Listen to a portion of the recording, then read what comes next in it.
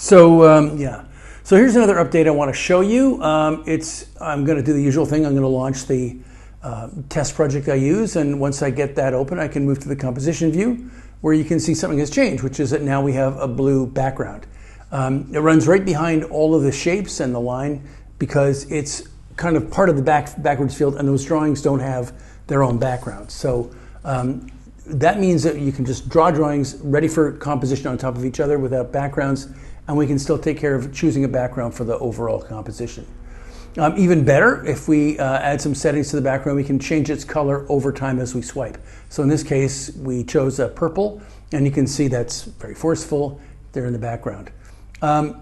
When we get to the end of the composition, you can see it jumps right back to the beginning where the blue is, and we continue to swipe, and it will go back through the same cycle of colors into the purple with the transition.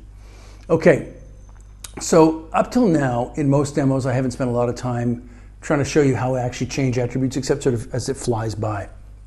This is probably a pretty good time to start doing that, and I'll begin by selecting frame 60, which is where the text starts coming on, that allows me to edit the settings at that point. So I'll make that decision, that choice, and now I can move into the composition editing section.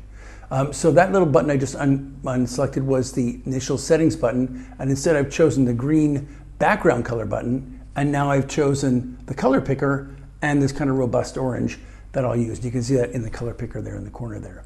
So now if I start to swipe, you'll see that immediately the transition starts to move to that orange. So that's how easy it is to change the attributes of things.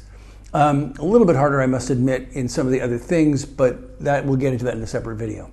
But there's that orange color, and if I swipe through again, we'll see we're back to the blue. And now what I'm going to do is something a little bit different. I'm going to select a different event at frame 0. So remember frame 60 last time, or in point 60. Now I'm going to choose in point or event 0, and that's going to allow me to go back into the composition edit mode. So when I go in here, though, you can see I've got the green background button selected, and you can see there's the blue in the color picker. I'm not actually selecting or changing anything to do with that particular event.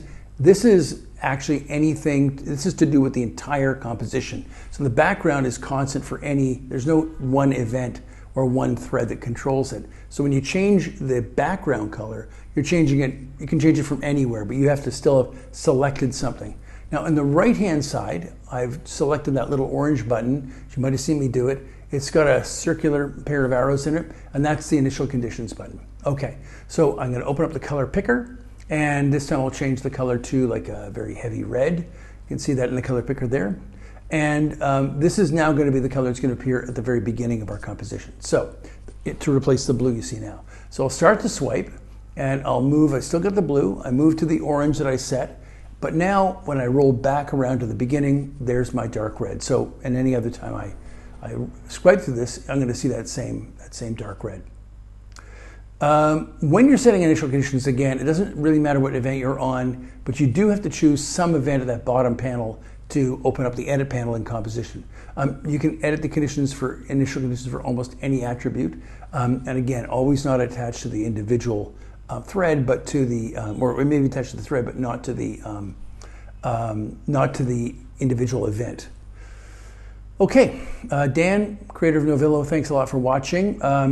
This is sort of a primary stage of last, I hope, before I start actually creating some real great narrative content using Novillo, which I'm going to export as video so you can see what I'm doing. Thanks a lot for watching again, and there'll be more coming soon. Thanks for stay tuned.